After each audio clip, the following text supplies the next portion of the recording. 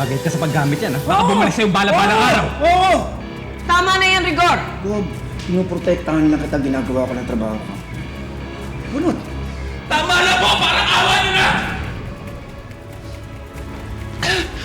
Parang awa nyo na po, Gob.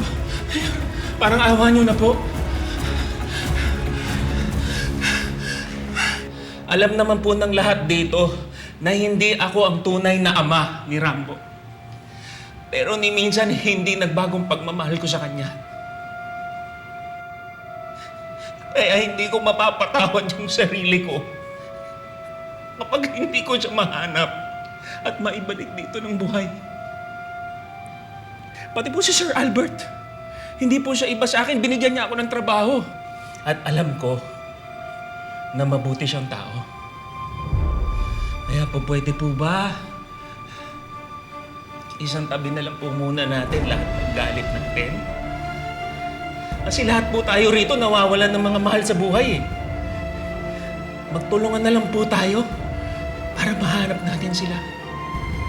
Please po. Please po.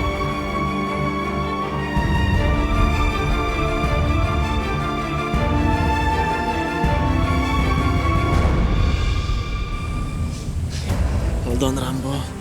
Tigtiis na lang. Makakaanap din tayo ng tulong. Tulong!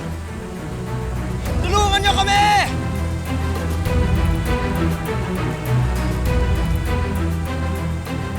Kubo. Rambo, mukhang may kubo. Tara! Tulong! Saklolo!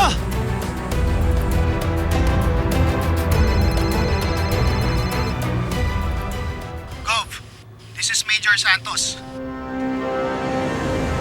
Major Santos, Natagpuan na po namin ang sasakyan ng anak nyo. saan?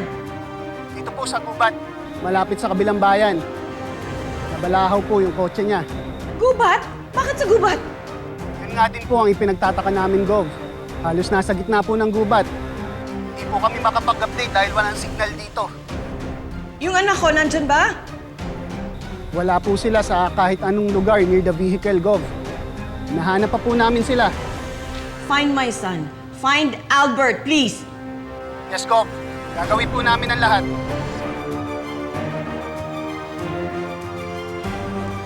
Go. Mayor Eduardo, nakita na po natin kung gaano katindi ang sitwasyon. Parang awa nyo na magtulungan na lang po tayo para mahanap na natin ang mga mahal natin sa buhay.